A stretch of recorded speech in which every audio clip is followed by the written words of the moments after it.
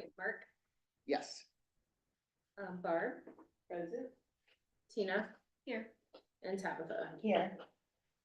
We have April. And if I can say thank you to the other gentleman in the room. Yeah. Thank you. Well, and you actually should thank him and his staff. The water and the candy is courtesy of. You're the new guy.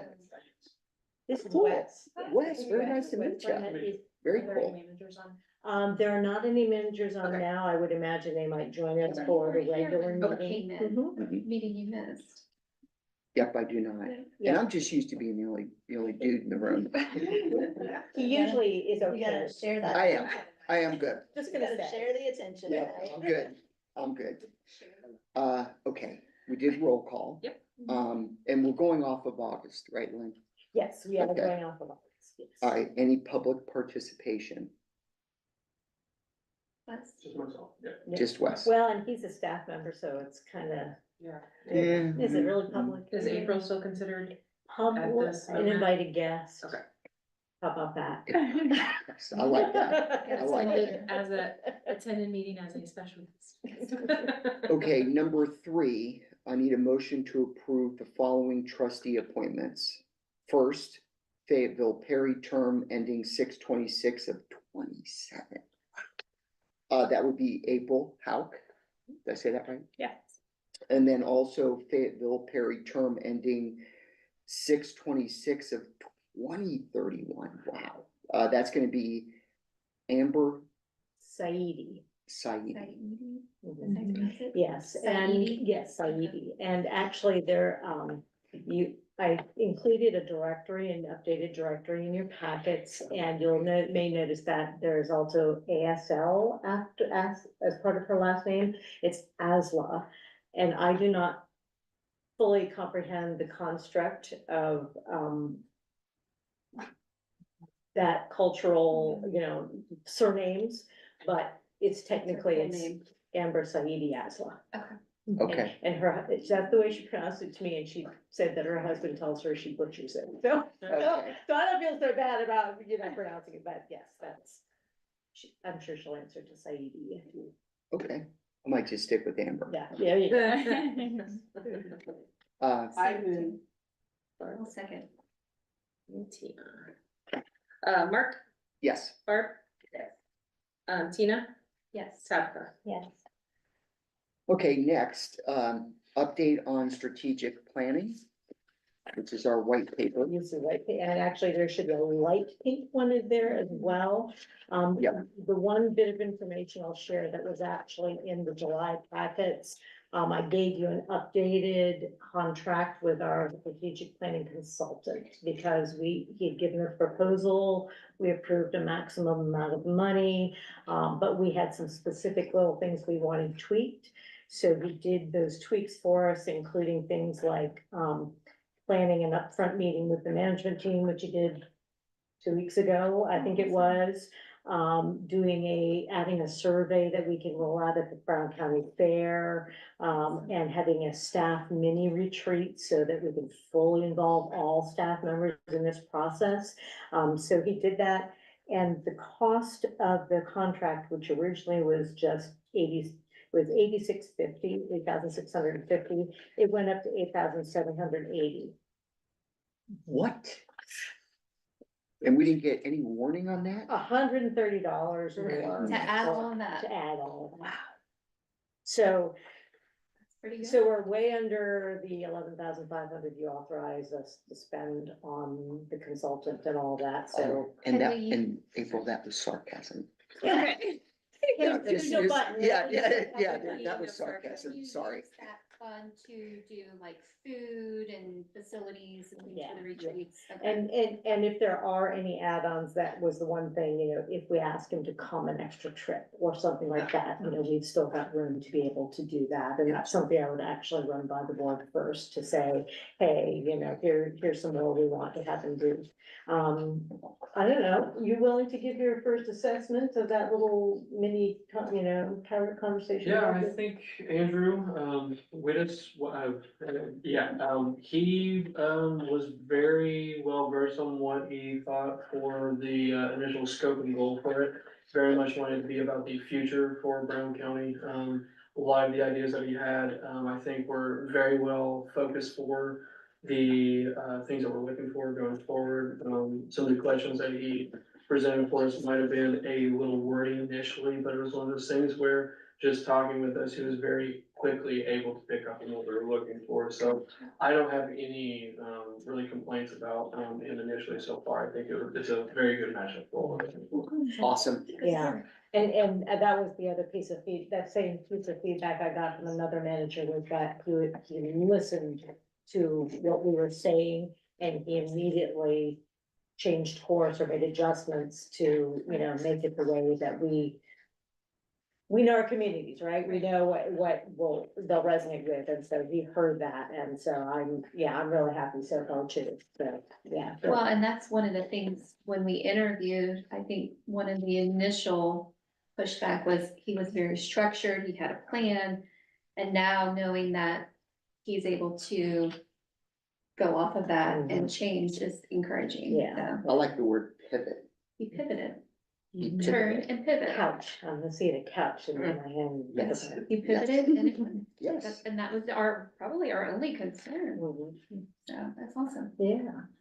So then moving on to the white sheet, which is, from Andrew, it's his planning, grid. And he and I initially went through and chose some of these dates. So I've highlighted two of them that are going to directly impact the board. October 16th, that's our regular meeting night in October. He will be spending an hour with the board doing some mission, vision, some other things to get your minds wrapped around what he's doing and get some specific input in preparation for doing more things with staff. So, if there's any way you can be there on the 16th, be really important for you to be. And my thought is we start that at 6 o'clock, because he'll be here in person. Earlier that day, he will have worked with our strategic planning team. So he's just gonna stay then and start off the board meeting, with that activity for you all. And then right now, the trajectory for the actual board retreat, which we have been talking about being a half-day session. We targeted a Saturday because that seemed to be the most able, the day that seemed most, everybody could make. We're looking at March, so we're looking at doing community surveying and other kinds of work, data gathering, and then he will be putting, together whatever we've come up with so that in March, the board can then go, oh, look at all this stuff you found. Here's where we really think we should, be heading in the future and help set those very specific goals so that we can write the plan then. But I'm not asking for a date now, but we will need to look at calendars, maybe even next month, I don't know how far out everybody plans, but we might want to get it on the books, so we have it. The only potential conflict could be, March Madness. Why do I always forget about basketball? And we can't forget the Celtics Little won the TV in NBA the championship corner. too. Little TV in the corner. And it's ironic you said, because I was going in a whole different direction, that the first Saturday of March is typically the Saturday where they do kind of their yearly new member all day up in Columbus and Zoom, and I can't remember what they call it. Yeah, I Yeah. went a couple years ago. Yeah. New The trustee trustee training. training. Yeah. Yeah, Yep. and I'm thinking, okay, we're gonna have two new members that might really be interested in that.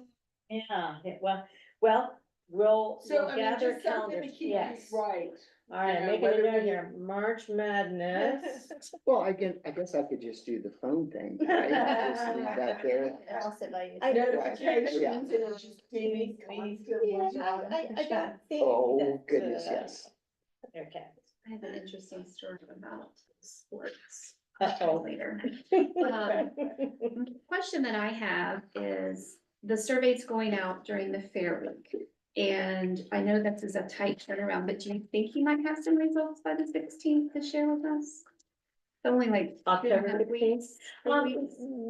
Possibly, so the survey that's going to be done at the fair is going to be like a really abridged version of the bigger community Okay. survey that will be rolled out end of October into mid-November.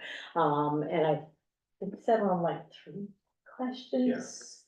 I mean, Okay. 3 So just questions, basic. and it's going to be, there will be the opportunity for people to scan a QR code and do it Nice. that way. Awesome. But we also are looking at it as an opportunity for staff who are manning the fair booth to have conversations with community members, and so we are just adept to write down answers, and then we'll have to input the data. Yeah.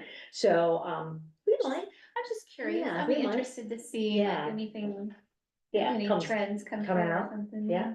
Pretty cool. yeah, I'm looking forward to seeing what we find out about that's different than what we have come to our own conclusions about, Mhm.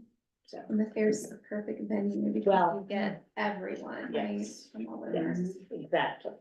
Oh, doggone. I was going to bring, so I was thinking to myself, so we have a little bait for people to complete the survey. We ordered magnetic chip clips, translucent ones in red and green and blue with our logo on them. And in order to get one of those, they're not just gonna be out for everybody to take, because we don't have that kind of money, right, to buy that many chip clips. But they'll get one for That's doing the awesome. survey. People like free And I stuff. was going to bring them some, so you could each have one, but They are cute. they are cute, yes. So that's the white sheet, you know, if you have any other questions about it, you know, I suspect it will be tweaked as we go along. But this gives kind of the whole process, so you can see what pieces will be worked on throughout, up and leading up to the board retreat, and then for actually writing the plan and then presenting the plan to the board for final approval and then implementation, so. Yeah, so I'll give you another version when we, you know, find that things aren't going as they need to go and we have to change course a bit. The pink sheet, the light pink sheet, is the initial document that we put together for our strategic planning team. So one of the things that our consultant does is he uses a team made up of staff members to actually kind of be feet on the ground for a lot of the parts of the process. He gave us some of the kinds of representation, you know, full-time, part-time, you know, every branch represented, different positions represented, genders, people who are out of the box thinkers and ones that are more structured thinkers, people who can write, people who can have conversations and get people to talk about what their dreams for the library are. So we came up with this list, ran it by the management team, everybody was okay with it, so we just rolled out letters to all the team members to say, oh, congratulations on your special assignment to help out with the strategic planning. So I haven't had any feedback because I just sent that out within the last like hour and a half or so.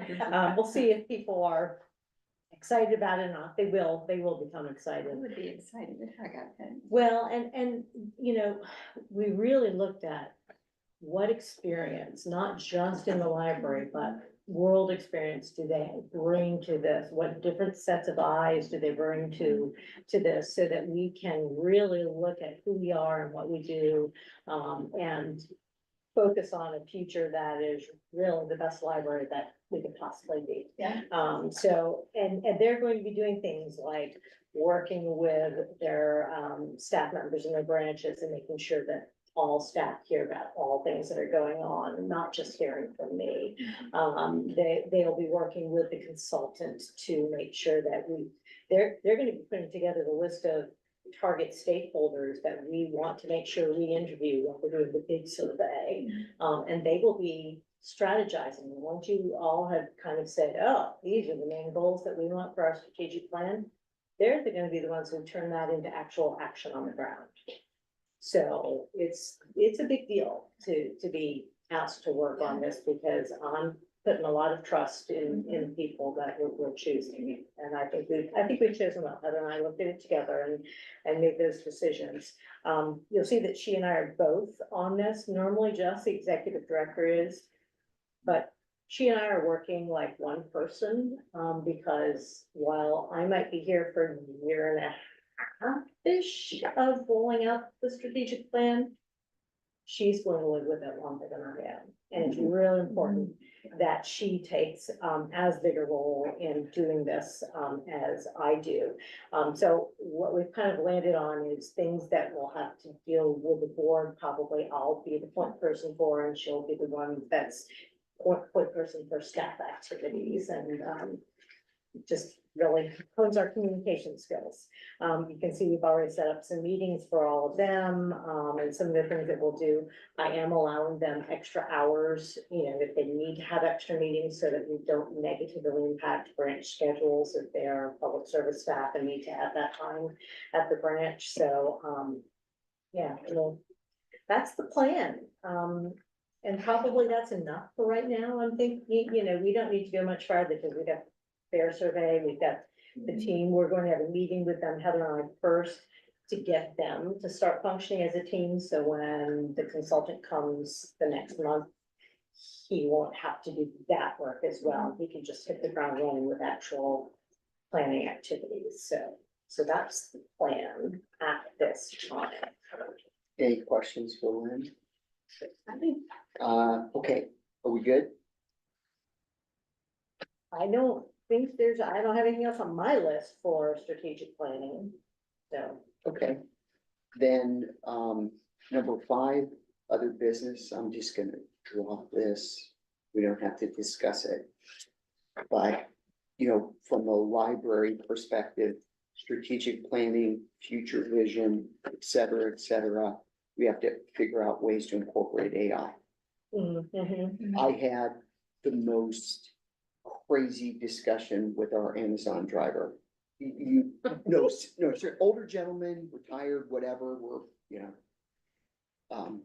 AI runs everything in Amazon.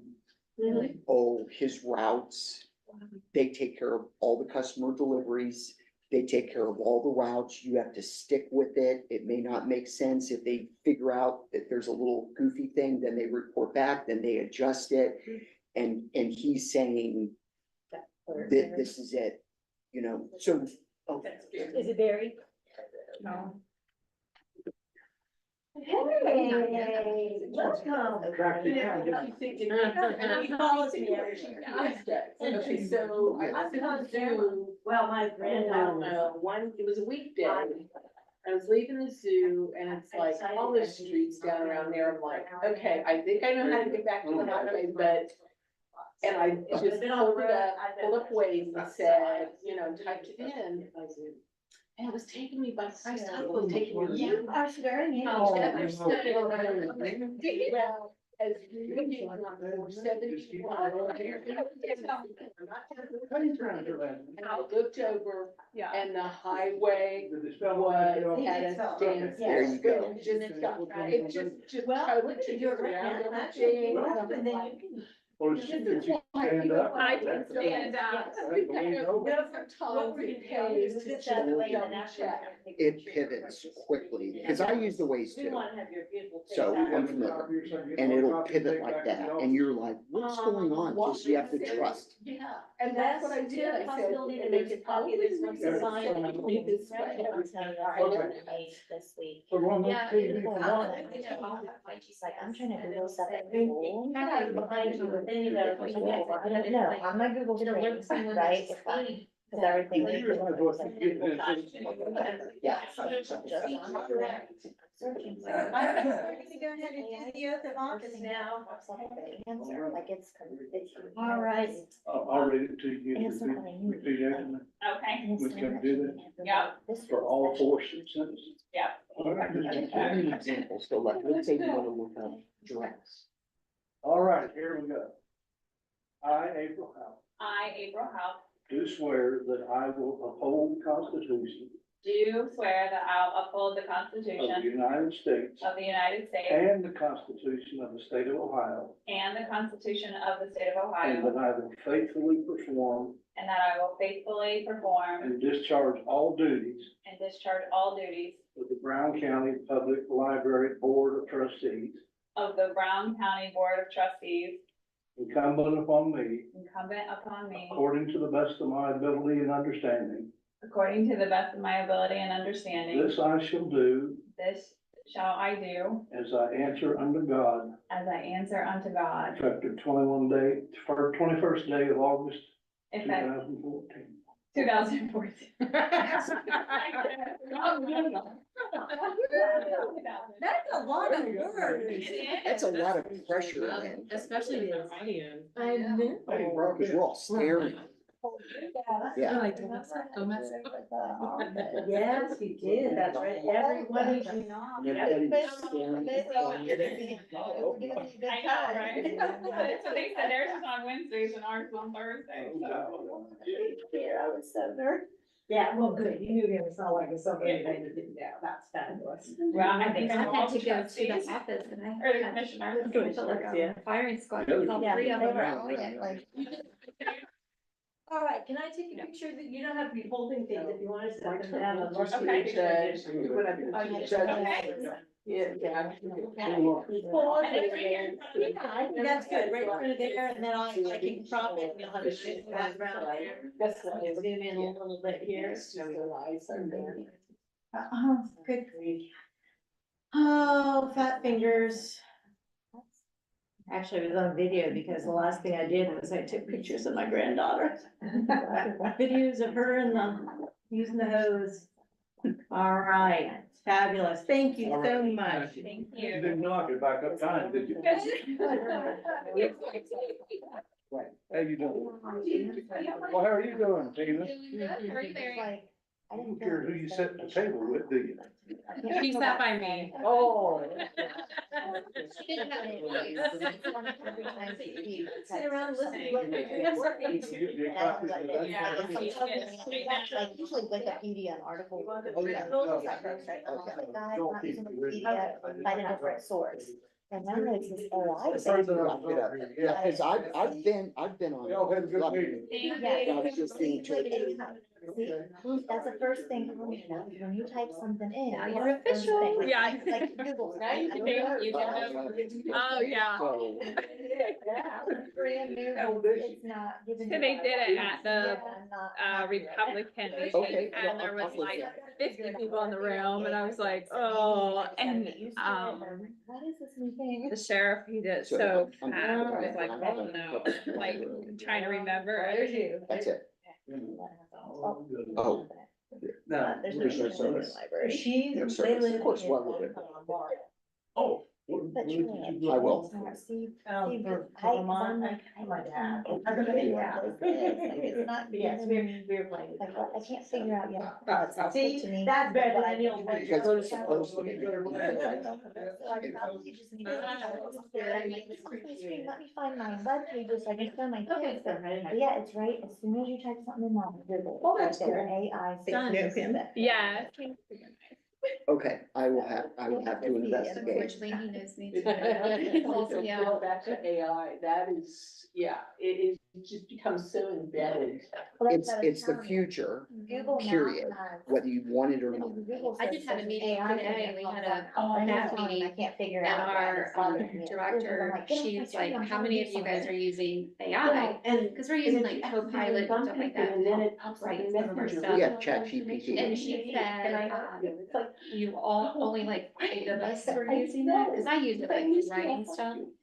Because it writes them better than like, and she's like, you all need to be using it within the next 2 months. Oh, yeah, I oh, mean, yeah. she's like, you've got to be using it. they really push that at my company hard. Yeah, I mean, they can't force you, Right. but it's like, we strongly encourage you. Oh, yeah. Yeah. Well, and we, I was gonna say, there are individuals on our staff who are using it for writing purposes. and that kind Yes, of thing, good. But that's one of those things that we'll need to be looking into in the future is how can we have our chat service. Yes. Guided by AI. Yes. Save a lot of time, and Wes, this is kind of up Wes's alley, so even though he and I haven't talked about, specifics of what he's going to be involved in, he's gonna be involved in that's helping us big. get there. Just in some of the areas, cause some of the things that you're talking about, I've tried to employ it in more areas than just writing. Yep. Aspects that I've used it for, there's, ChatGPT 4, one of the more open, learning language models that they have out there. They've integrated a lot of different things for Excel, general asset creation, Canva, you can make whole presentations with PowerPoint. One of the things that I've used it for is coloring book pages. It's a little bit easier just to have an AI generated coloring book page as to try and make your own or find one, especially with sourcing free stuff. Most of the time, some of the language models are a little bit different depending on where they pull from, but most of it's open access, so you can use it for free. So That's I very use it cool. especially for, all of our themed coloring book pages that we've needed it for. It's as simple as just typing in or having it type in. But, cause that's the funnier side of things, is I was gonna bring some out, but they've all gone out unfortunately, but I have a lot of trouble trying to get it to create these because I'm kind of dumb whenever it comes to the technology once. So I've just asked the technology, can you tell me what I need to put in? And it tells me what I need to put in, so it holds your hand throughout the entire process. It's very much to where if you have no ability. Stupid humans. Yeah, it helps us out, right? There's a danger there, you know. Nah. Well, I mean, there's, you know, that, God, they did a really neat story on whenever new technology is introduced into the world, there's a lot of good, but there's always bad that comes with this, you know, and like the greatest, example is what the introduction of automobiles. So, oh, yeah. Well, it was amazing and huge, but guess what? People were dying on the highways, you know, just like with AI. I know you won't believe me, but sometimes in the general public, customers can be difficult. I know you won't believe me. Okay. But we were looking at a cloud-based answering center, AI generated, because our group of people that we insure are horrible, nasty, and to try to avoid that and getting them in there and kind of filtering what is really an emergency and what's not, that would have been huge, but you need money. Yeah. And that's the other, all right, so I'm just throwing that out Yeah, there. Okay, that's other good, business. and it's Wes, noted. taking notes. Noted. Yeah, okay. All right, then, our next meeting, I think we're gonna, is gonna be the Records Commission, to follow this. And there's a second other business, or are we gonna roll right into the records? Oh, no, that was me goofing, Okay, scratch number 7. all right, so we can adjourn this meeting, boom, out, and then we can roll right into our gray piece of paper, which is gonna be the Records Commission. And we can start with the roll call. All right, so 6:10. Mark, Yes. Barb, Tina, Present. Tabitha, Here. and April. Here. Okay, any public participation? we've got Heather joining us now, it's not public, but she's staff member. Heather's here, yay, Heather. And I suspect that probably we may have some others, depending upon their availability, join us by Zoom, so. Okay, well, I'm gonna go with no public participation, all right? And then I need a motion to approve the disposal of records, which is gonna be your second gray piece of paper, front and back.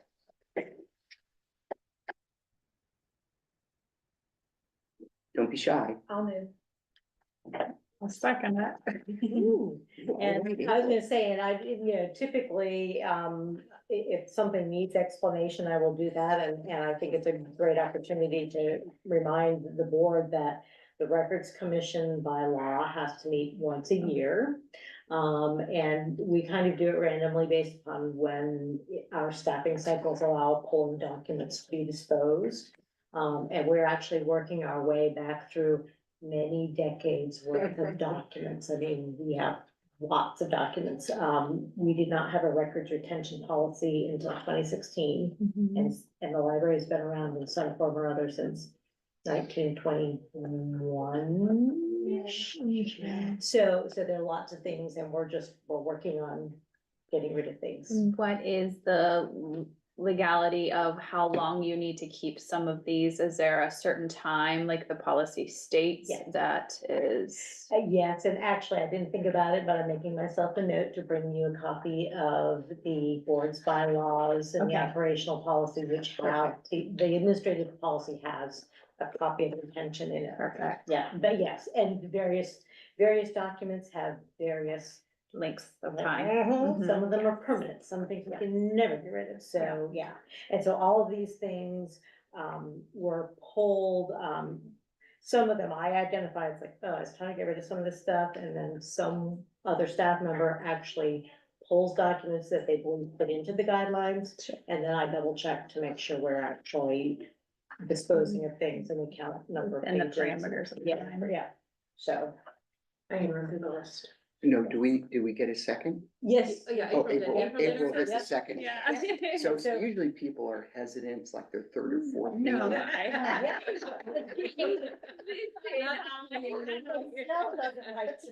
I had patient care records that were decades long and I'm like, I was that person of like, let's dispose, I get it, so. Mark, Yes, Barb, Yes. Tina, Yes. Tabitha, Yes. April. Yes. any other business related to Records Commission? Next meeting, TBD. And then I'm bringing the hammer down. Adjourn. Now, we're gonna roll right into the main event, which is our regular meeting, and we'll start with a roll call.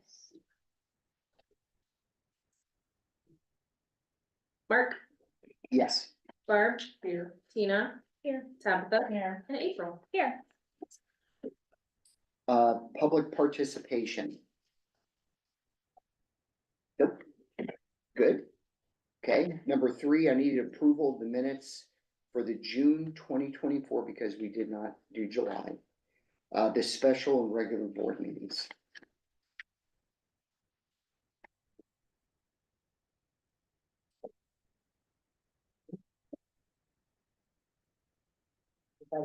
I have a copy here, if anybody wants to look at them, or, That would be in the July packet.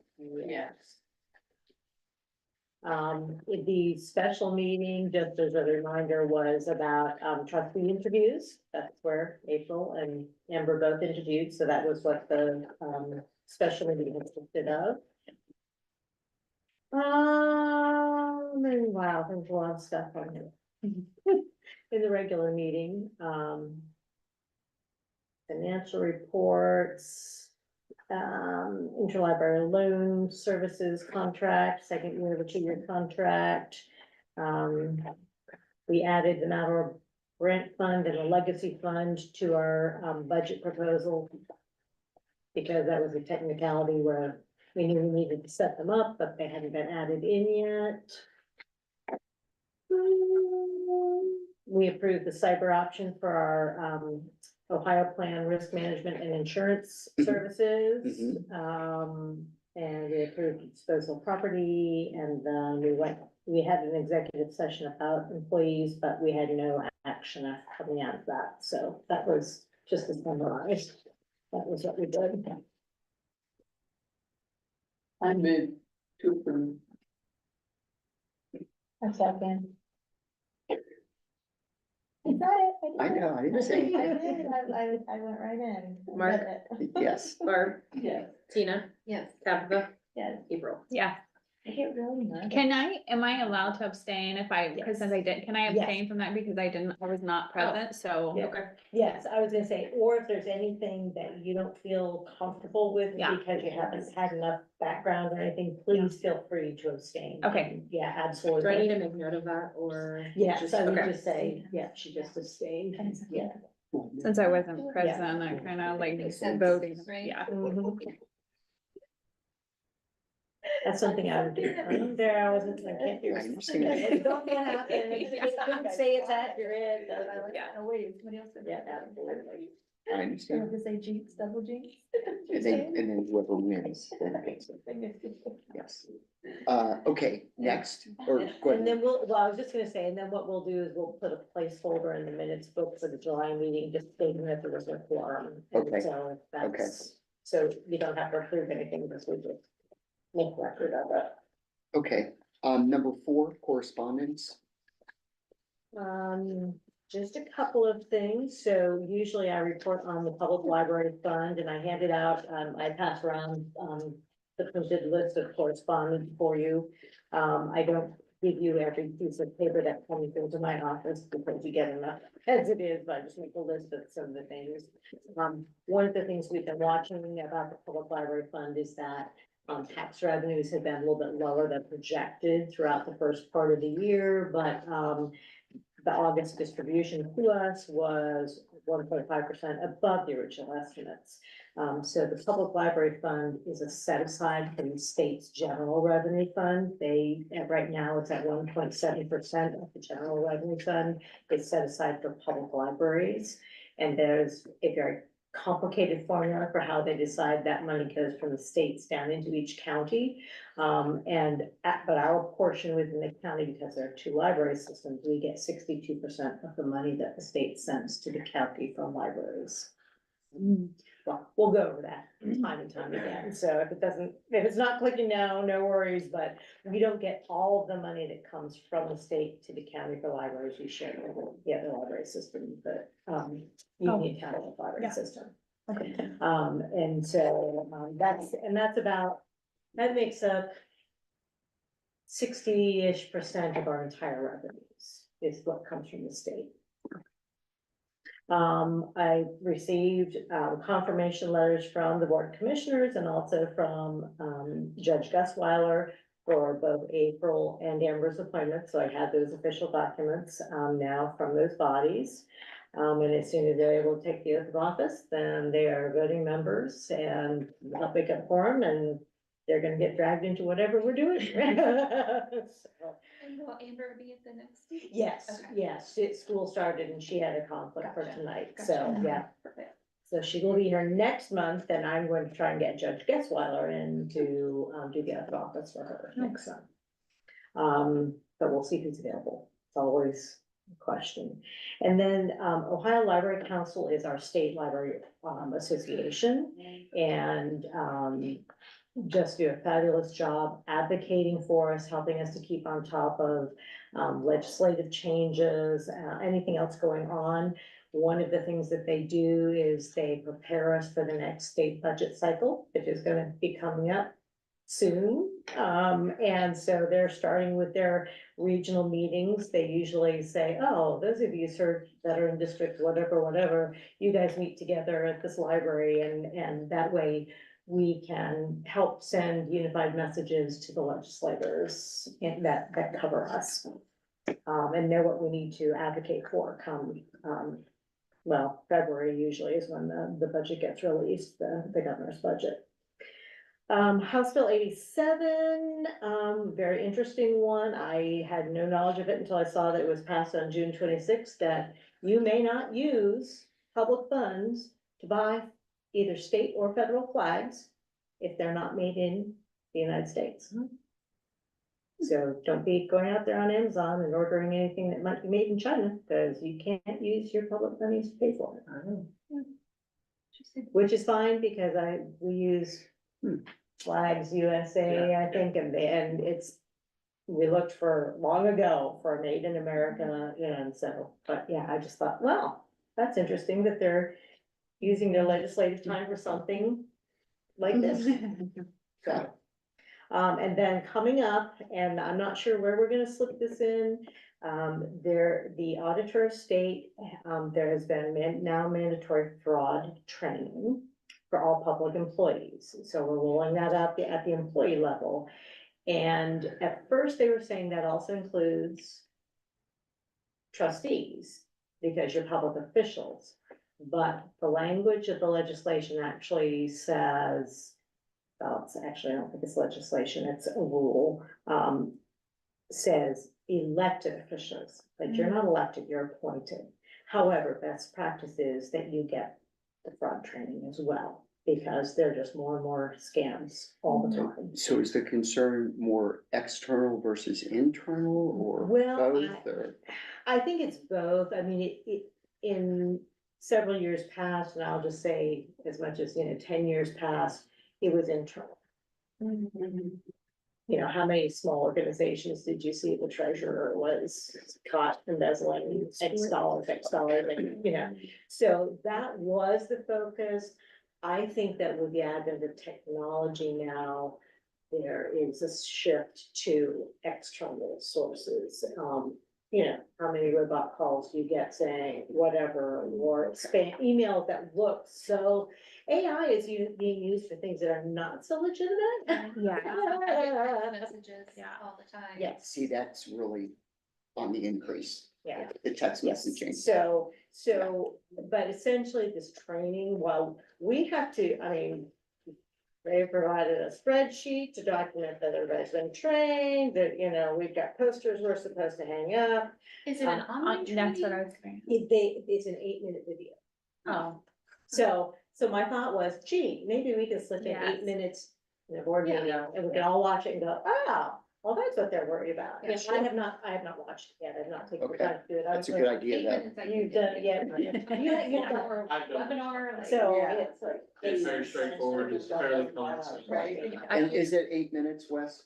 Yeah, I think it's actually a little bit shorter with the. We'll try to fit I it feel in like then. after It's audit, only 8 minutes long. That comes from the state auditor themselves. That's what they put on their post. It's only 8 minutes long. that's funny. So Yeah, that is fun. I feel like after our audit last year, they were preparing us for something like Like that. that, yeah. So just FYI, that's one of the things going on. And then, of course, it's been summer reading program, Oh, so that's what at I'm least, drinking. from our library council, there's, it's just been mostly,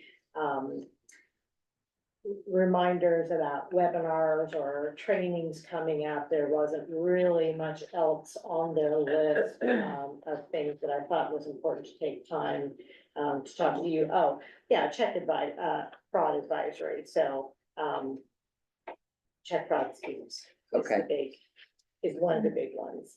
But one of the things that did come across, was actually about a voter registration training, because we are a designated voter registration place, and so we have to be really careful about taking in, voter registrations and getting them to the Board of Elections in a timely way and all that, so. That'll be a conversation the closer we get to November. So we've done the trainings, we've had, we've Yeah. made sure that somebody in each branch is Actually, fully aware and.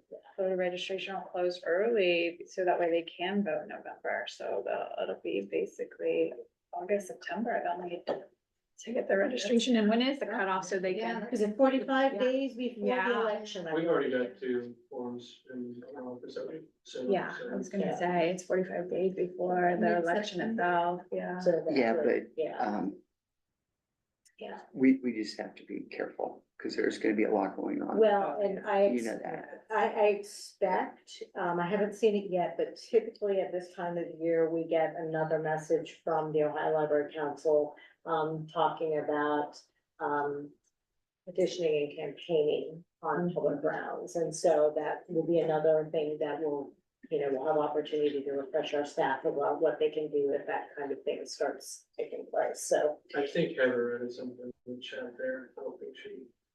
thank you. October 5th, she said, she thinks. Yeah. So maybe it's less than 45, well, yeah, that's less than 45 days. 30. Yeah, hard to there's- say. It's, cause it's usually really close, like the last day you can register, the first day of absentee. voting. Yes. Usually so fall really close Yeah. together. Yeah, It wouldn't surprise you if absentee voting started October. Election day is November 5th. Yes. So it's exactly, that's exactly. 30 days. It says, you can register. You must register upcoming October 7th for the November 5th election. I just looked it up. So it must be That's- 30 days. Yeah, I thought it was like 40. And that may, that's something that's changed, Right. because there have Yeah, been, whatever. there have been changes. Yes. Whatever you wanna change. You just, we're just gonna have to be prepared for anything. It's gonna be- It's gonna be not good. Okay, anything else with correspondence, Lynn? Are we good? Trying to keep the party going? Yeah. All right, so that's it with correspondence. So we're gonna move on with the financial report, Miss Sarah. So we didn't have a July meeting. I was gonna go straight into July reports unless anybody had specific questions about June financials. There was a quarterly report, which we only see 4 times a year. Is it okay to just go on? Okay. Well, I'm, trusting you if there was something spectacular. Something right, That spectacular? you would have shared, so, Been so long ago. okay. No, we're good. We're good, Okay, Sarah. Okay. Alrighty, so then I'm gonna look at those July reports. I'm starting with the appropriation summary report comparing June to July, even though I feel like August is already over. Salaries for the month of July was slightly down compared to June, $1,125. Employee benefits up about 6,000. I thought was kind of high. Library materials slightly up $942. And then purchase and contracted services up $11,261. We paid a lot of vendors and things like that in July. So general fund month to date, we were up $17,326. And then all funds.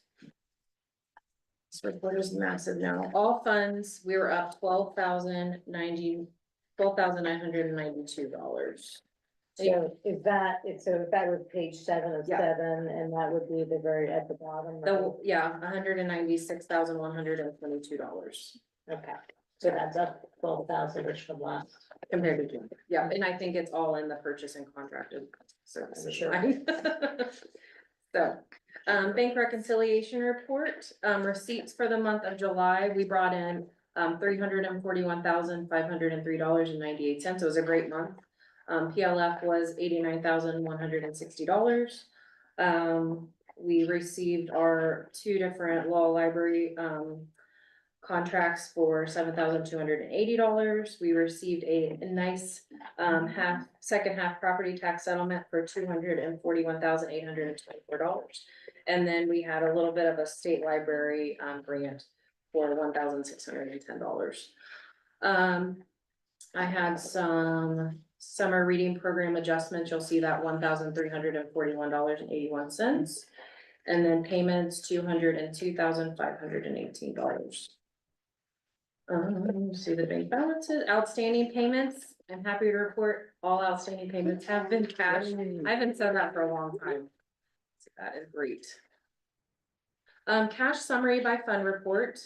Expenditures for the month of July, $196,122.51. Cash flow summary, a lot of these numbers I've already mentioned, especially in the revenue side. $89,160 was PLF. Property tax, real estate, $241,824. Services provided to other entities, which is the law library, quarterly payments, $7,280. And then other receipts on the lower side, $498.92, bringing my total revenue for the month of July, $338,764.32. So other receipts would be like fines. Fines and fees, yeah, exactly. So this cash flow report, is just something we tried to use to project end of the year, where are we gonna be? Because we have a policy, a minimum fund balance policy, we have to have $350,000 at all times. Okay. And so, kind of in the middle of the page there, you can see where estimated end of year balance is what it is, and then if we subtracted out our minimum fund balance, we're looking at being almost $200,000 to the good, just having that as extra. Yeah. I say extra in quotation, because, It's a cushion. it's a Yeah, cushion, it is a yes. cushion, yeah. But, we had talked about, although not recently specifically, actually upping that 350,000 because things have become more expensive, and if you're gonna keep minimal 3 months worth of expenditures, on hand, it's going to be more than $350,000. So Yeah. we need to look at that. April, the majority of the reports I pull are straight out of our accounting software. This cash summary is a report that I update a spreadsheet, and then the next report will also is something that I just manage. Everything else, I'm just pulling out of the system. Perfect. And then just kind of picking and choosing what I think is important to report. Thank Yeah. But anytime you wanna, what does this mean, or Yeah. whatever, please stop us and, yeah. The general fund expenditures, I already kind of mentioned salaries for the month of July, 71,618. I feel like that's drastically gonna reduce when summer is over, so it does seem like a high number right now, but. Employee salaries, benefits, 23,304. Library materials, 31,930. Other operating expenditures, $25,793.88, bringing our total expenditures, $152,646.29. So I compared June to July, so we're up $186,118. I love when we get that big tax settlement. July 2024 expenditure reconciliation report. This kind of just breaks down what all the things that we've paid, we've done payroll. So 83,290 are the payments that I cut checks for. 51,609, that's how much was payroll. 43,315, 51,609 was July 15th payroll. And then 43,315 was July 30th payroll. So I'm breaking the two. We're semi-monthly, we get paid 2 times a month. So Yeah. one pay period was longer Yeah. than the other. Yeah, it had several days more, so that's why, what's the difference? So. The board pays, a portion of the retirement, which is OPERS, PERS. Whatever you want, I don't know the technical term, I think it's PERS, so, the board shares was 13,289. And then the Medicare for the board, they pay half, which is 1,339. And then the board also pays 80% of our healthcare for our employees, which was, which was $5,782.20. And then local taxes, where every branch sits, they have a local tax, so that's what those are. And then health insurance out of employees' pockets was $1,439, bringing the total expenditures at $196,122.51. Match everywhere. I know, sometimes I'm like clicking like. Do we offer benefits to employees that are part-time? So the health insurance, plan, you must be 30 hours per week or more, Okay. for the health insurance, because that is for Is it negative? primarily. It's board negative paid, right now, 'cause I went to 80/20. Yeah, That's yeah. So maybe 4 times a sometimes year, more than that. that's not. And we negative. also actually So offer, last month a it wasn't negative, contribution to because I paid HSA if Yeah. the employees Yes. will, Yes. they don't have a one-to-one match, it's a very small match. Okay. So, Yes. Makes so 30 sense. hours a week or more, but as far as other paid leave It's benefits, the only benefit we have some that carry paid over. leave down to 20 hours per week. So we prorate holiday and personal time and that kind of thing, so, Yeah. yeah. We try to make it possible to work, to have Yeah. have a life and work at the same time, yes. In a nonprofit setting. In a nonprofit, Yeah. and I think we do a pretty good, I think I would say that, in addition to these tangible benefits, one of the big things that we do for people is we try to run a very flexible workplace. And so, our branch teams they're teams, Okay. you might have something come up, I'll cover for you, because I know you're gonna try and cover for me, oh, something needs to be, I can cover for you if you need to switch your shift. I mean, how many times have you, switch shifts, whatever it is, because everybody has lives. It happens, yeah. Yeah, like I only work 25 hours a week, and then in the summer I actually reduced to 20, so. Very flexible, it's very nice, I Yeah. appreciate it. So, payment listing, you're gonna see the majority of this page are all the adjustments from summer reading programs, so if. the law office down the road gave $50. I've somehow found a payment. So Wes may have you bought a gift card, then I just go into like the credit card payment and adjust it. So that's what all those little. Those negative negatives- numbers are Yeah, where we have. Oh, They're all- We had gifts that's Okay. offset our Yeah. expenditures, yes. So then, if you look at the bottom of that payment listing, like I mentioned on the report before, it was $83,290.55, which is exactly what's on the bottom of that payment listing. What is Midness tape? It's one of the vendors that book. Well, because it used to be books on tape Oh, and yeah. VHS Gotcha. tapes. I'm like, that And is a so they weird have number. not They changed just their kept name, their but they do digital Gotcha. stuff. I got a book order for Vox Books and it was for Baker and Taylor and I was like, "Ooh, are they the same now?" I Yeah. was so confused. Oh, yeah, yeah. Publishing Um, companies. Fund summary report, the only thing I'd point out on this is, the second to last column, the encumbrance. I just mentioned that right now we have $95,675.02 open in POs. That's a So, lot of money, yeah. yeah, so mostly all in general. Who knows what it is right now? I feel like I've paid tons of stuff, so. Well, yeah, I'm looking at, so there's some in some special, Yeah. well, like the legacy fund, for example, that we set Yeah. aside. Not quite half of our consultant, our strategic planning consultant's fee, because we knew we wouldn't have to make a full payment before the end of the year. Yeah. But we wanted to make sure we had some money set aside for it. I feel like there may be, is there a big forward edge? Don't know. This is from July, so. Yeah, I'm blanking, I lost July, I don't know. what it was. And then I don't mention much about the revenue status, so.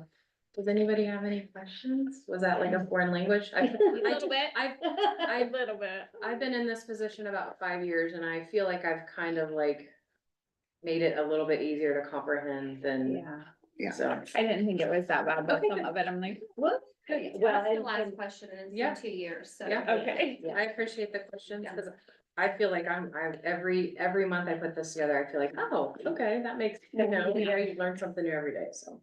Well, and anytime anybody would wanna spend time, in person or on the phone or whatever, going over anything, please. You can come watch me do a payroll. Oh, yeah. You don't wanna be in the office on payroll, right? Yeah. No, no. You don't want. All right, we need a motion. Oh, sorry. Oh. What are we motioning for? My speech. I Financial just gave you. report. Sarah's, My speech. I'll move to accept financial investment reports of prepaid bills, except donations for June and July. I'll second. Sorry, Brandon put 2 shelves together for my bathroom while I was gone, so he just sent me a picture, and he said, these are really tight, are you sure this is where you want them? So I was trying to see, I'm like, I measured a whole bunch of times. Sorry, that's what you caught me in, I was trying No, to see, that's do they really fit in the bathroom, and do I like them before? well, I'm just looking for opportunities for you to like move. I thought do she a said, did second you move. think she said something? Yeah. How Did about- you hear what I said? I get nervous because I'm afraid I'm gonna say it at the same time as somebody. He Oh, said, well, then you just say jinx. Well, Double jinx. Lynn? I'm not gonna get her out of the gym. Alright. Alright, Mark, Yes. Barb, Yes. Tina, Yes. Tabitha, Yes. do you wanna? I'm staying assigned. Okay, on to the executive director's report, starting with the building report and statistics. And then just to remind people that Heather's here, if you have a bunch of questions for her. And Wes is here. I was gonna say Wes, we've already hit Wes pretty good, Yeah. so. And that's it for managers. Yeah, no one else, I didn't see anyone Okay. else, try to enter the Zoom room, so. I have to find my list of Heather questions. Come on, Mark, I know you've got something for me. Bring it. Let me check, Heather. Lots of pictures this time, Yeah. the building report, and so, you'll notice that we ask each building to address 5 little areas, just very briefly each month, to help you all get a feel for what's going on in the branches and have some specifics rather than just, hey, everything's going great, they're busy, and we see numbers, so. So there are more specific things here. Hey, Heather, Yes, Mark. is it just me or is that a big number for the reading program, 366? It's a really good number. We had, I was gonna go back and look. It was 2 something last year. We probably had almost 100 more participants this year. And I feel like they really came to a lot of the programs too, not just participating in the reading part, but there was a lot of participation in like the individual programs. Our Curiosity Carnival went really well again. Our our story time is huge. I think our finale, we had well over 100 just for the finale for the story time. So lots and lots of fun. We had a lot of community partners for our Curiosity Carnival. And we had some partners for our Storytime finale too. United Way came, Early Head Start came. So they helped us at some of our tables because we do a lot of stations to spread everybody out. And am I reading that right? It's under the unique category, Curiosity Carnival. Yeah. It says an AI game? Yes, there was a little AI. This was pre everybody going crazy about AI. We've actually had it for a couple years. We got it with our GOO grant. And 18, I think. yeah, but once Tate left, nobody really knew how to use it. So Jessie got it out and was learning how to use it. And then she showed the Millicron guys when they were here. Very cool. Yeah, the kids liked it. I think the Makey was their favorite though, because they get to play the keyboard. Well, they get to play bananas like a keyboard. Okay. Yeah. All right, cool. Well, give me a couple minutes. I'll come up with a couple more. Heather. All right, great. Yeah, and just to, one of the targets for total summer reading program participation throughout the entire library system, we used to be trying to get 500 kids throughout the whole library system. Wow. She had 366 registered just at Mount Aurora this year. Yeah, that's why I wanted Yeah. that, because that's a big That's a big number. number. That is a big, How many do you have? I can't remember off the top of my Yeah, I head. can't It either. might be included in there. Yeah, but And yeah, what was, so. what was your start date was? February 3rd. Okay. Yeah, Okay. yeah, he's hit his 6 months plus. He's still here. Yay. Well, we can throw people in the frying pan and, sink or swim, so, yeah. So, and there's something called UFOs over Ohio? Yeah. That's a thing? That's a Yeah, thing. a paranormal investigator, author, I don't remember exactly how local, but local to Ohio anyway. He does paranormal investigations with ghosts, hauntings, everything like that, UFOs, all that sort of stuff. And he Oh, came in and that's did super a- cool. We're gonna have him back in October for, can't remember the exact title, but I think it's Hauntings of Ohio, where it's exploring some of the different That's haunted very locations cool. and ghosts. No, Yeah. great. Is Heather considered something like that, or is that just a? Mount Aurora usually does Bigfoot things. Oh, that's right, So- because we have to split We- like we- the paranormal yeah, with yeah. Bigfoot. Yeah. We do. And that author that he's talking about that had that program, his books are really popular. Mhm. Yeah, we had actually ordered in a lot of his books through the library system. for people Oh, to very check cool. out too, so. No, that's neat. Okay, Maybe that's just all. have to do the Kraken. Ooh, who's not a big fan of the Kraken? Or Loch Ness Monster? Kate likes the Loveland Frog, so if any of y'all have Has information he, off the Loveland has he seen Frog. Trent's video? He did a No, whole does he- YouTube video. did he? Yeah. I don't know what that is. Yeah. I need to look up, what are what Loveland is his Frog? thing? Does he have a? I'll send you the link, but Yeah, because he Kate like would did probably like his costumes and stuff. everything. Oh, yeah. The Loveland Frogman. Yeah. You need need to to have have it. You need Yeah, to watch, that's what I'm you doing. need to watch my son's It's a YouTube video. cryptid. It's another cryptid, Loveland Frog, so, yeah. Another way, Does he live in Loveland, I believe Ohio? that's real. Yeah. Is okay, he really People a have frog? Seen it, okay. supposedly, right? It's Like all over Bigfoot, Loveland, Mothman, Ohio. He's a man you that know, looks all like of a this. frog? Yes. Oh, They shoot. even sell t-shirts in Oh Loveland. my Yeah, gosh. It's, they do in September, they have a big festival, Yeah. Frogman Festival. Kate's all into it. I have never heard of that. I forgot to share, back in February, we did a little road trip to West Virginia. Okay, the dog tracks. Oh, man. Woohoo! Picture with the Mothman statue. It's way bigger than I thought it would I went to be. college at Ryan. There's a Some Lebanon of my, Oh, yeah. some of my experiences right across the bridge, there's a little old elementary school, I don't know if it's still there, but it was, I would get stuck on that stinking bridge, you know, the other one had fallen, Oh, you know yeah. what I'm saying? So like, Oh, I yeah. sit there thinking about that, I was like trying to get to my, it was one of my methods classes in one of the elementaries I was in, but yeah, right there, you see the statue every day, you know, looking over. Which, and there were people there getting pictures, I mean, I'm It's a big sure. deal. And was it Mel Gibson was in the movie, The Mothman Prophecies? Okay, that's too much. It was too long ago. Yeah. Who was in it? I don't Can't know. remember. Okay. Was it? Big, It might have big, been. no, Yeah. big name. But it wasn't really Mel Gibson. No, but someone similar to Mel Yeah. Gibson. Okay, all right, I'm getting sidetracked, sorry. Yep, sidetrack. Okay, Anything else about the building reports, or should I go on to statistics then? Lynn, we're ready for statistics. All right, so we'll talk numbers, light pink, so this was July's numbers, and, you know, you see a lot of big numbers in the program area, because obviously summer reading program, that's our primary month. Although this year, it was because of when we started summer reading program, it was almost half in June and half in July, this year, but, you know, looking down the list of, you know, we look at typical things, you know, what is it, circulation, what are we checking out to people, both in, tangible print form and media form, or digitally, ebooks and that kind of thing. We look at what we loan to others, what's used in-house, questions that we answer.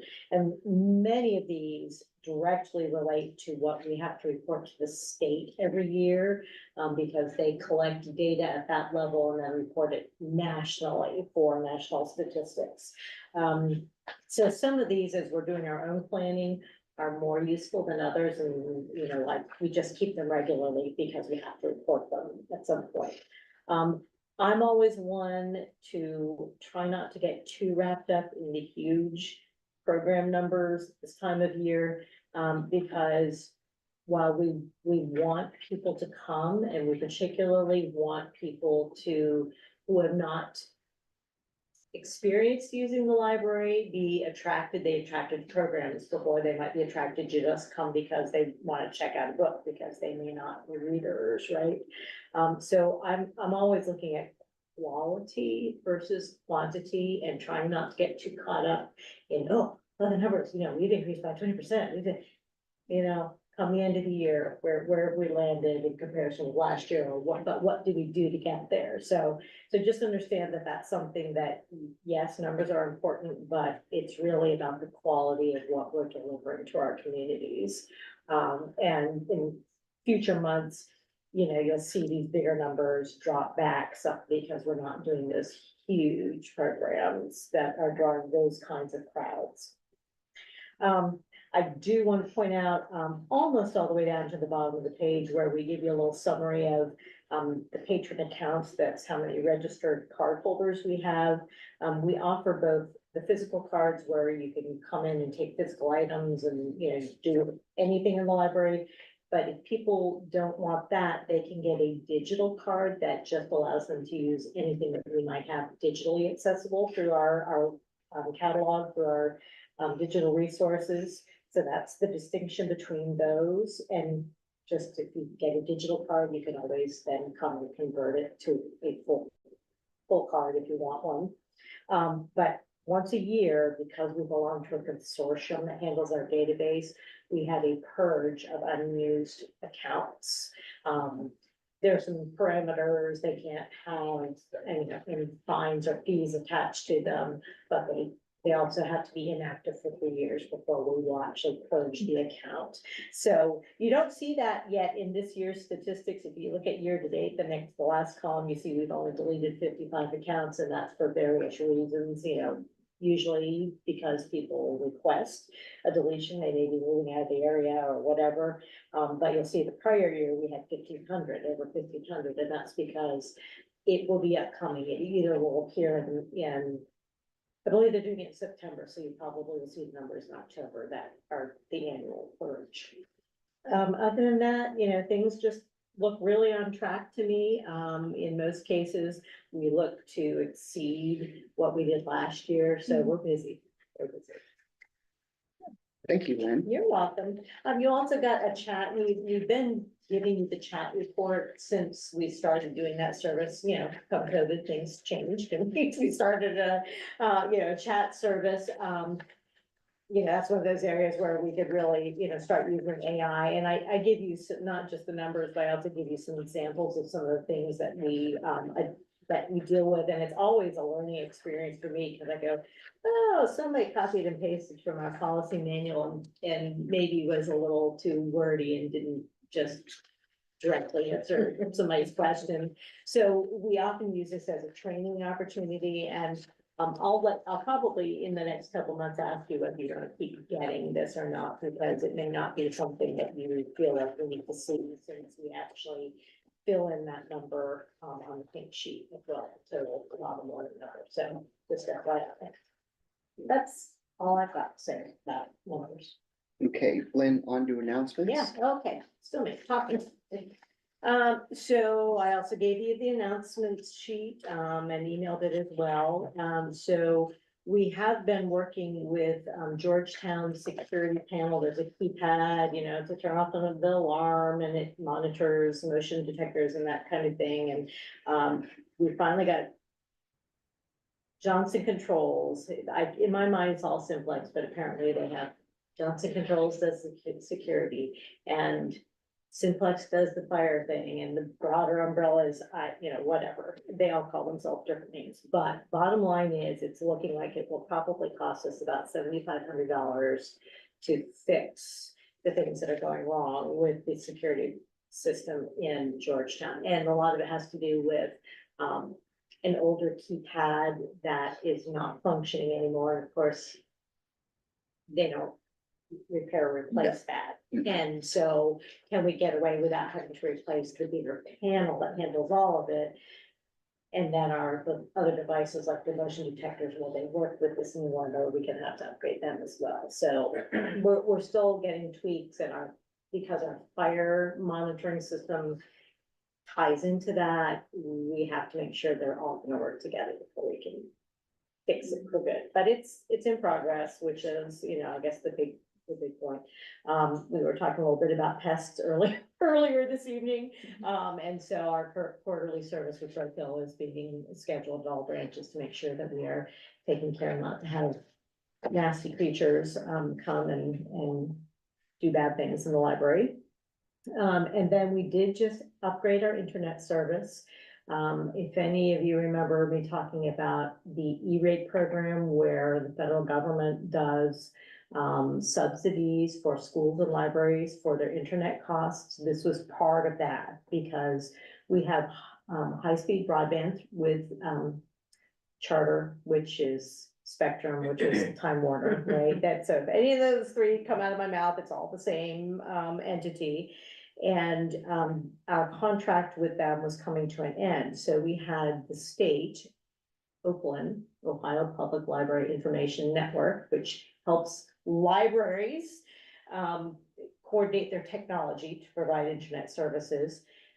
They, on public libraries' behalves, put out a proposal for vendors to bid on. So instead of paying $500 a month for 500 megabit service to our branches, we are now paying $394 a month for 1 gigabyte service. So we've doubled the speed or capacity for 20% less. And because of E-rate, we will get 80% of that back, because that's the rate of a reimbursement for us, because we live in a poor area. Not bad. That's good. Yeah. Yeah, that's good. But technology is never easy. Upgrades are never easy. And since we had those upgrades done, we've had trouble with our phone service, which is voice over internet. We have had trouble with our locker systems, which run not only with electricity, but with internet service. What else? Printers, our public printers, has that been related Yeah, to the? cause I know Heather said the printers disappeared from the network, so. It was just an internet upgrade, right? It wasn't a, we didn't.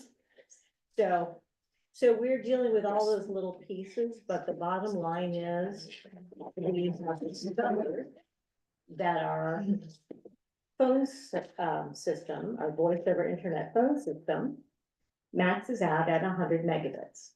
So even if you've got a gigabyte coming through, if your computer is plugged in through your phone, you're only going to get 100 meg of speed. And the way that our libraries are set up with the jacks that we have, most of our offices are set up where we only have one jack to plug it in, so our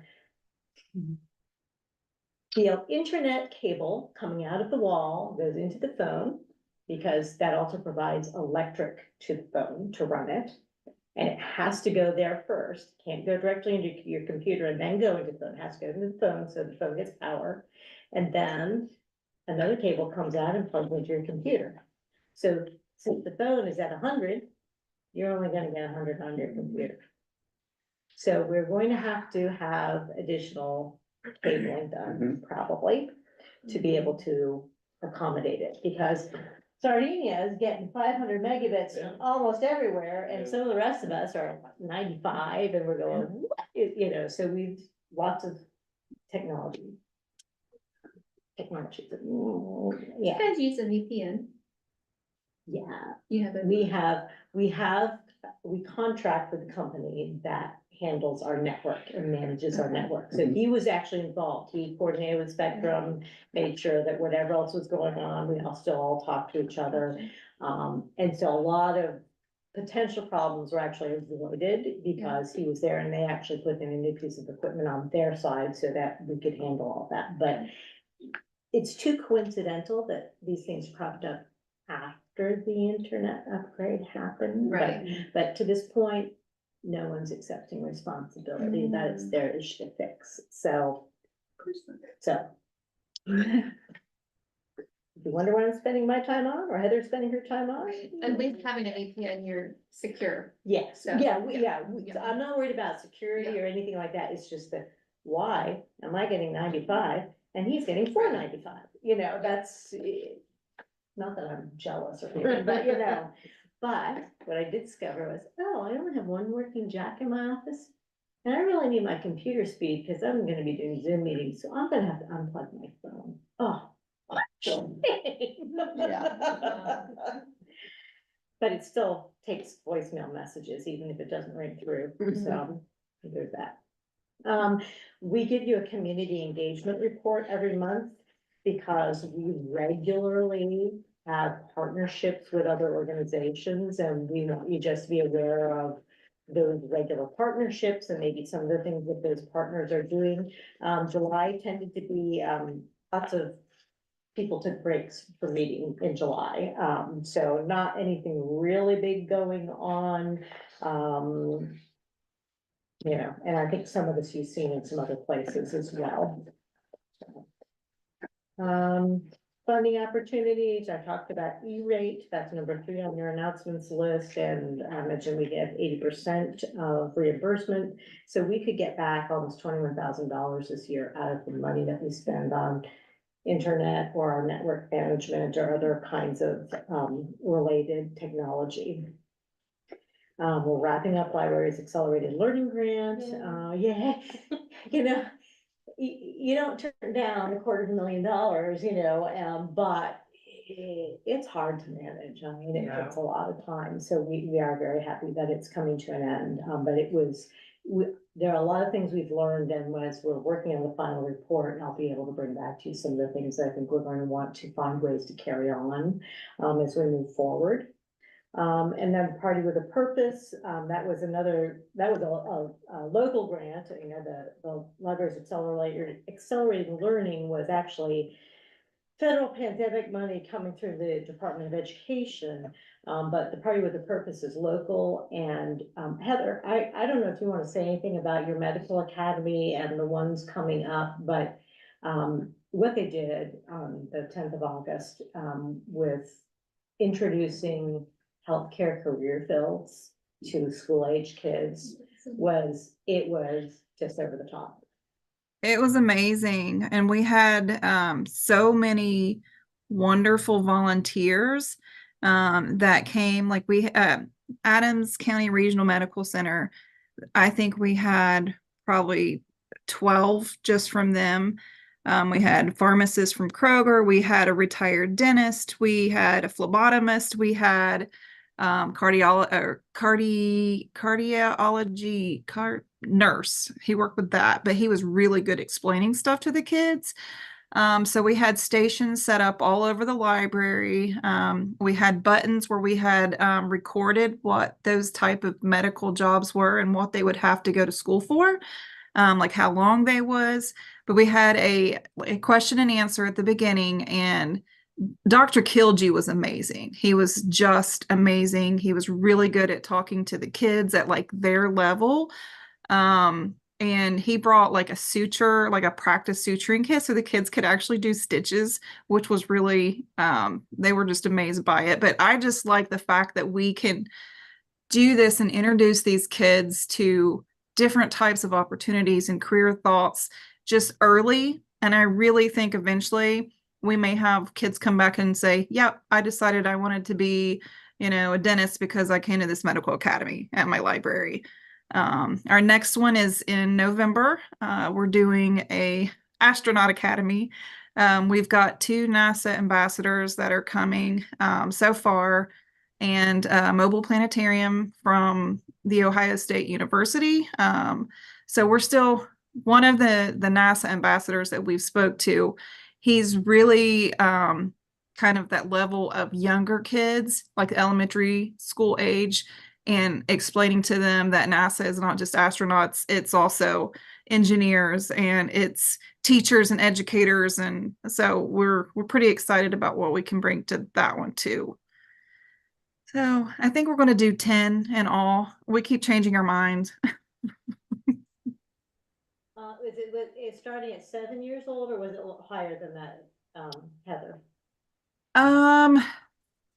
For that, no, 7. That's where, yeah. And we had kids that were like, it was 7, and then we had kids up through middle school that were there. So, Yeah, and so we're, one of the other organizations we're involved with is the Business Advisory Council, and every educational service center has to participate in one. This is a state, you know, requirement, and the idea is they're trying to connect schools and education with developing the workforce. And one of the things that came out of the most recent meeting was was data that shows that when they do these aptitude tests for older students and find, oh, you know, this kid's only interested in this one thing and maybe has whatever aptitudes. Well, interest levels, actually, one exposure to a career field will increase an interest level by 50%. Wow. 2 exposures bring it up, I believe it was to 80%. And so people, we know, right? You don't know you're interested unless you've been exposed to something. And so the schools are really working on doing it at that higher level. You know, are they going to go to the career centers, or that, you know, they're giving the grit tests in some places, but who's giving the exposure to the younger kids? And that's where we found our niche, was to be able to say, okay, that group is more apt to be coming into the library anyway. So if we do some activities and that will help give them that exposure, then maybe some of those other things they're doing in schools will help, will be more effective later on. So, yeah, we're trying to play our role, and, it was Heather and, Adriana's brainchild to do this, these academies. So I'm really looking forward to the ones that are coming up, and that it's a big deal. A lot of planning, a lot of involving, people outside the library, because we're not the content experts, right? We just need to coordinate and provide space and activities. So, yeah. Well, if you ever do like a finance one, or I would be happy to do that. I actually could have done the medical because I do pharmaceutical Yeah, research. well, So if there you you ever- go. Another option, Yeah, yeah. if you ever do like a medical again, I'd be happy to do that. So I think we're going to do like an entrepreneur academy. So maybe you can help us with that one. We have we have our decision, and then we go, oh wait, but what do we do this to? Because after we made our list, I said I really think that we need to have an agriculture one, being in Brown County and just showing these kids all the opportunities.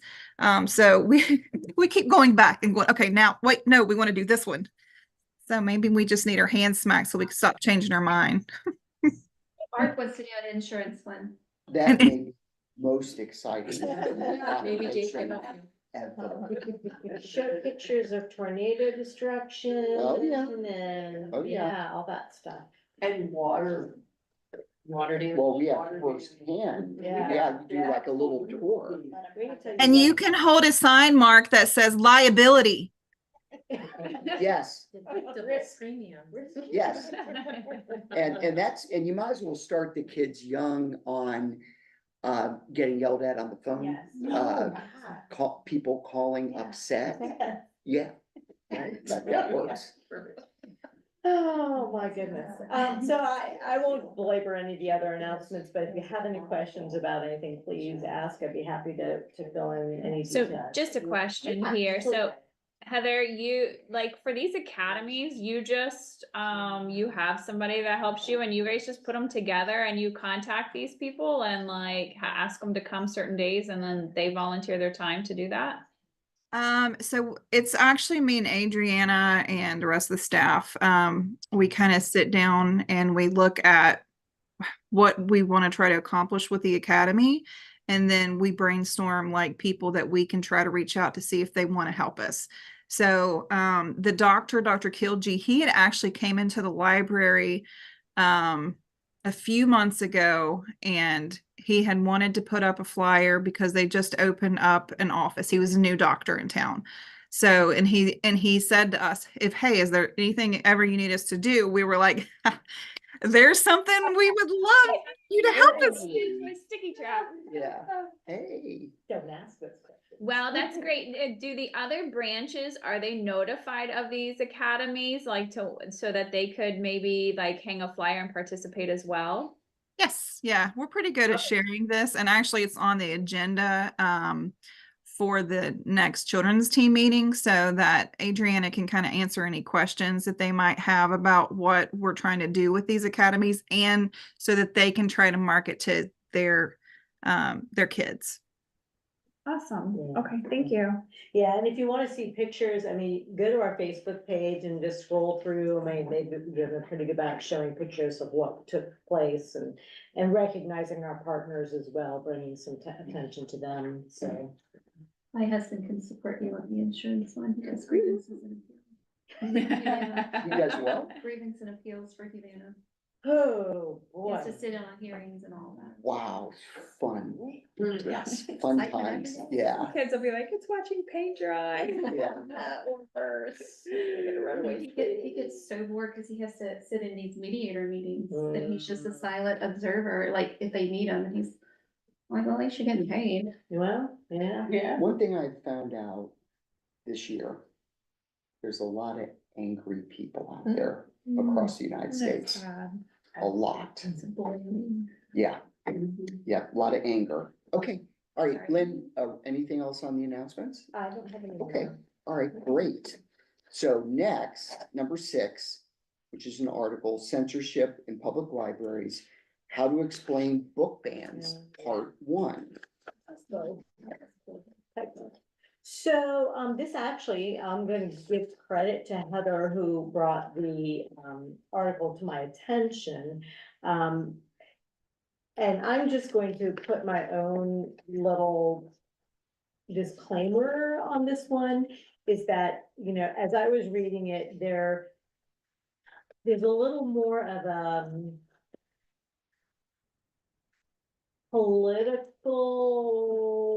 commentary in this, or judgment, than I would have hoped to have seen from the library perspective, where it's, you know, we need to be neutral. And there was some commentary in some of this that just kind of struck me as being, you know, what, for example, where it talks about the far right hopes to leverage out, well, okay,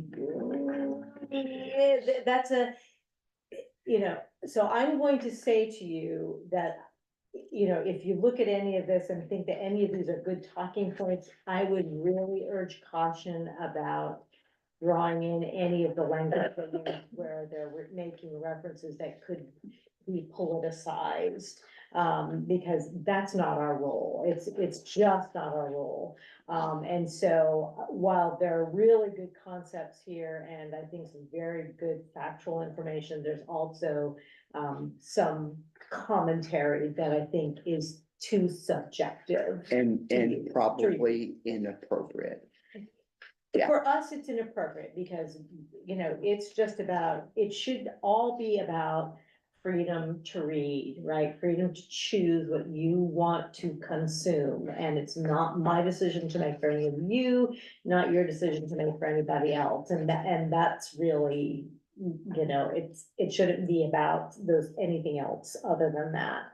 But there are some, you know, there's some good links in terms of, you know, how much time and energy is wasted, you know, on these different, you know, campaigns that people are putting together to globally ban things. And you just kind of look at, I don't want to spend my time having to fight that kind of censorship, because we should be doing other things, right? So there are a lot of good points, and that's why I have passed it along, that I'm really going to be, you know, encouraging you to be careful about where there is subjectivity, and particularly where we can create more unnecessary discussion or Yes. argument, you know?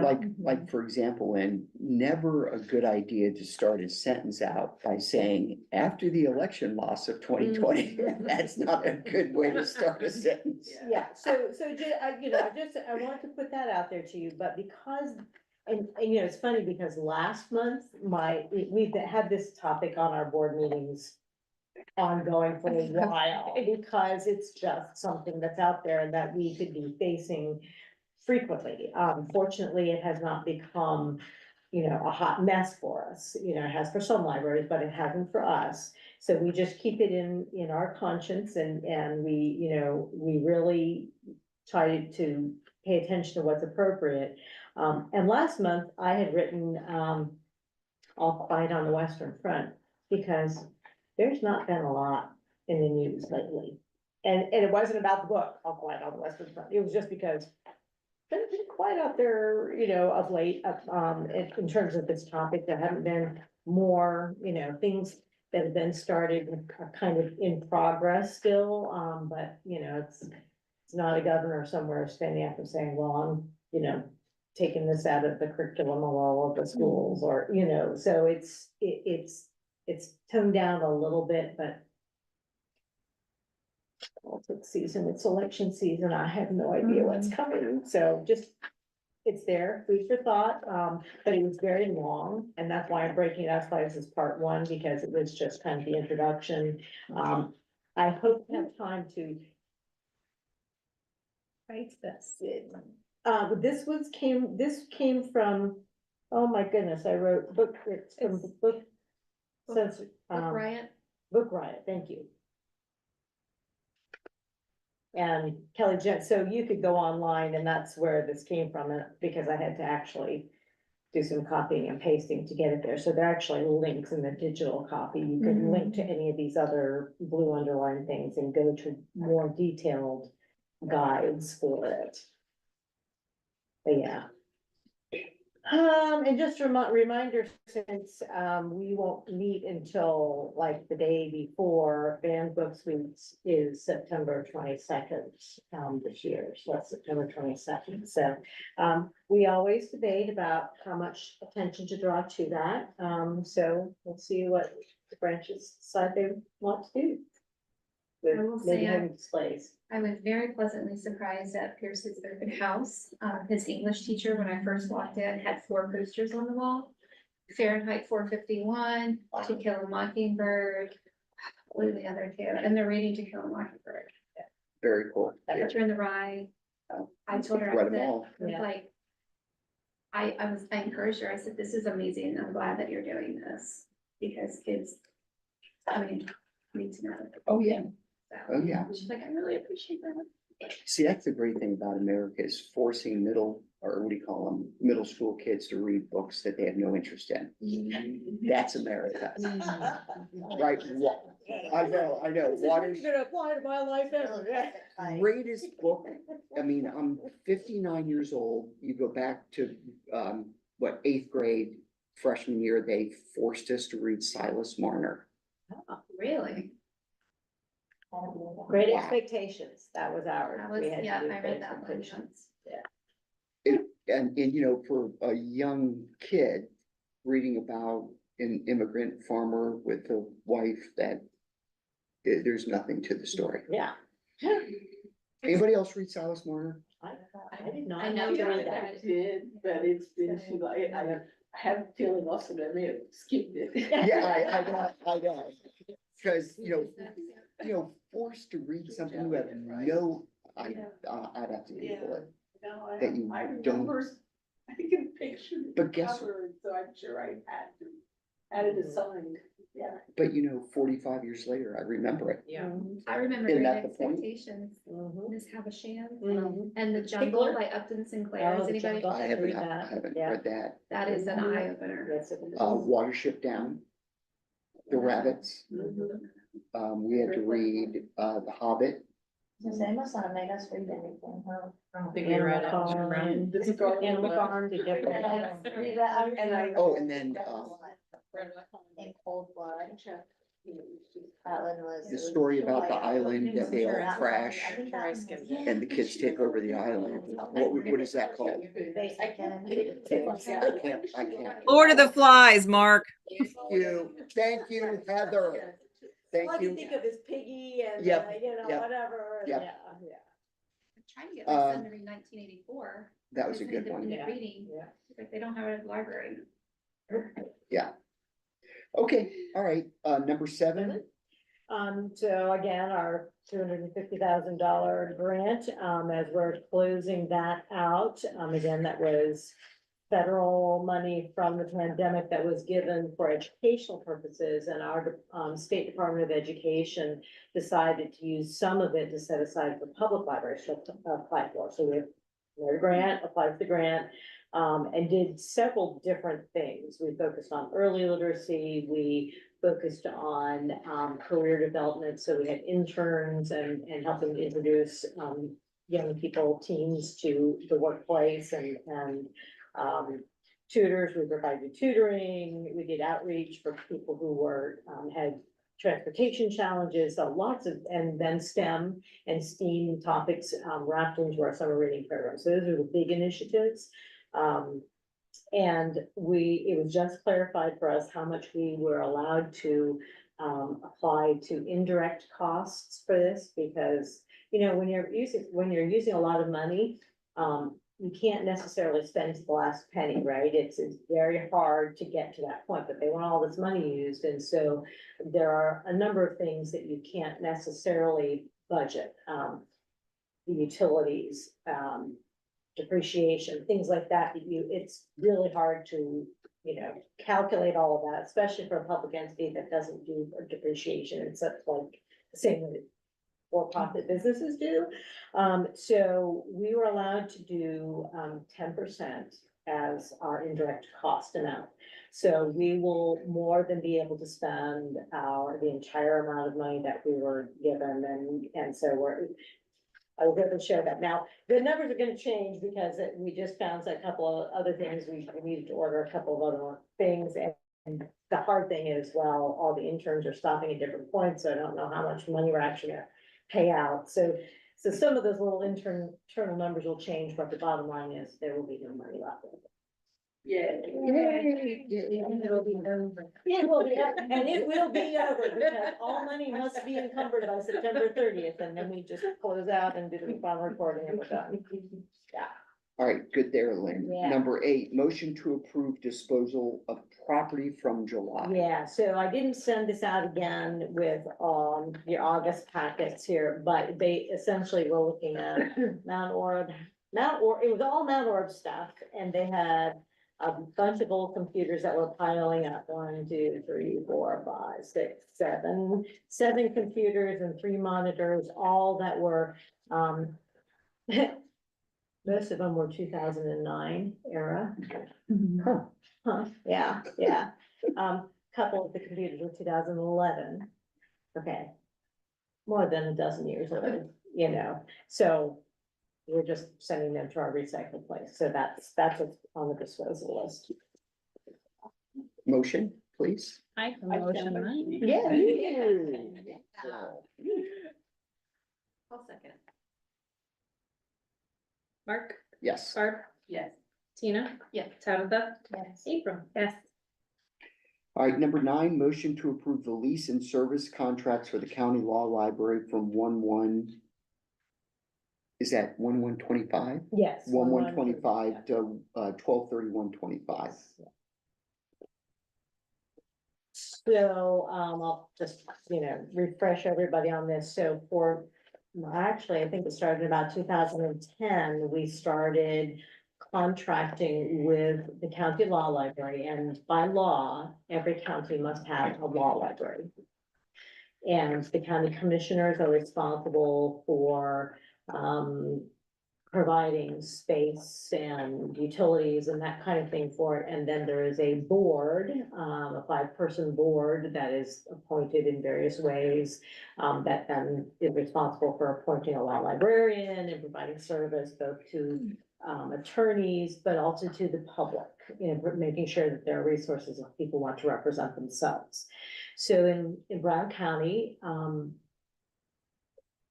there are not a lot of people around, right? And it's hard to provide that service. It's a big cost for a small government to do that on its own. And so we came to an agreement where in our Georgetown library, we found a corner of the upstairs that we were able to provide room for print materials, legal materials. And they supply things like a printer, and we've written grants for, some laptops for people to be able to do legal research.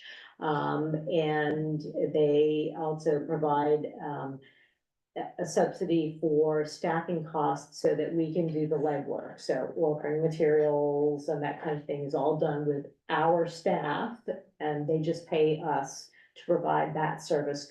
We know libraries and we can run libraries, and so that's what we're doing for them, is running a library. And they have appointed a local attorney to be the law librarian to handle any things that are legal content that we don't have any clue about. So answering reference questions where, we can get somebody started, but, we refer it to this person, or making decisions about contracts that has to go to their board and through the law librarian. So that's where this comes from. These contracts are essentially unchanged from where they started. What changes are the dates and the amounts, pretty much. The amount for the service itself, we do kind of tweak that each year to look at, well, what's realistic, yes, all the things that we do for them are pretty much the same, but, is it more my time? Is it more, the staff at Georgetown? And that's how we come up with actual fee for them. So, what we're asking is, overall, less than $1,000 increase from last year, $325 more for the lease of the space because utilities costs have gone up, and $624 additional for the services that we provide because staffing costs have gone up. So Do you see a big use of that? The library, law library doesn't have huge use, and this is kind of a trend as we look at what's going on across the state. Obviously, urban areas have much higher traffic than, you know, our rural area does. But you tend to see, the clientele are those who were brought up to use print materials for legal research and the occasional member of the public, if there's not something, it's just a form that we can find online for them. And so it's sporadic and it's relatively low, but that also, it's easy to kind of keep control of it that way, to maintain it when it's not a, you know, a big, bustling activity. Question, Yes, ma'am. so this 6,800 is what we charge for the space. Yeah. This 23,000 in contract fees. So that's what they're paying for us to do all the legwork. In addition to the facility fee of 68. Yes, because the commissioners are responsible for the space part, and the law library board is responsible for operating, so they have their own budget in the county, and they're paying us Out to of that. do all the stuff that it takes, work with the county auditor, make sure the bills get paid, you know, be at the meetings and make sure minutes are done and the, you know, stuff. I sent 2 separate invoices. Yeah. So, you know, can I say we're making a lot of money? No, we're not making a lot of money, but it does underwrite some of our staffing costs. And it is an invaluable way to be connected with the commissioners, who are almost always present during these board meetings, and attorneys who sit on this board, and personnel at the various courts and such, where we have to deal with them to, you know, deliver the materials they want, to work with them to help them decide what they want to buy. So it's really solidified the public library as a good, stable, dependable partner with all of those different entities, and I think that's really important. So do we utilize Zach Corbin? Is that- So he actually has to appoint one of the board members. Gotcha, Yeah, okay. yeah, so he actually was on the board before he became the prosecuting attorney, and yeah. Okay. Yeah. He loves libraries. He's a strong library supporter, yeah. All right, so we'll go with mine. All right, so moving on to 10, motion to approve the SEO. Did you vote? Oh, or did no, I we just- haven't. No, that's what I was Oh, asking. yeah, I okay. didn't, Yeah. wasn't sure. We need Yeah. a motion for number 9. That I have to say, right? No, you have to read it. Stop that.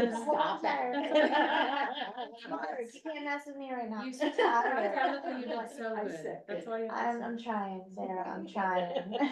I'm trying to be better, guys. Yep. Trying to be. I move, We're that's grown great, up. that works. I seconded. Oh, Yeah, I'm and we sorry, got a Barbara, I didn't second hear you. first, second. Mark? Yes. Barb, Yes. Tina, Yes. Tabitha, Yes. and April. Yes. Okay, now, number 10.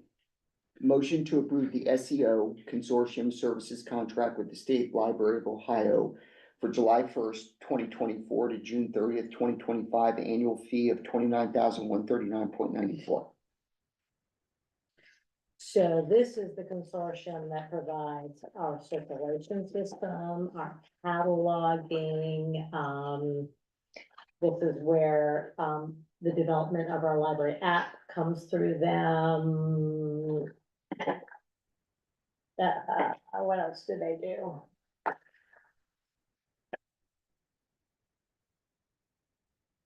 All things that we could not do on our own for that. Do they do like the consortium, like the interloan libraries? Is that for that or is that? So separate? that's actually yes and no. So they handle the catalog software that allows you to actually Gotcha. place holds. Okay, That's what they run and support. perfect, okay. The delivery service actually is state library handles. They handle this, okay.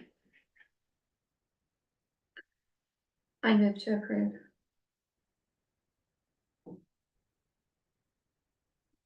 I'll second. Mark, Yes. Barb, Yes. Tina, Yes. Tabitha, Yes. April. I'm gonna abstain. Okay. Yeah, because it's overwhelming. Yeah, well, I was wondering how much of an increase it was from the prior You year. know, as I was looking at it right now, I thought to myself, why did I not write in my notes, what was it last year? It did go up some because they added in this patron point service, which is we're going to be able to have now the ability to like direct marketing through our database contact list and do targeted, oh, it's your birthday, don't forget to stop at the library and pick up your, I don't know, Hershey's Kiss or whatever, you know what I mean? That kind of thing, so that's new, but I believe they raised the base rate, I believe it was 18,000, and so that made it go up some, cause I thought, oh, gee, you know, we're really pushing that $30,000 a year, you know, mark, but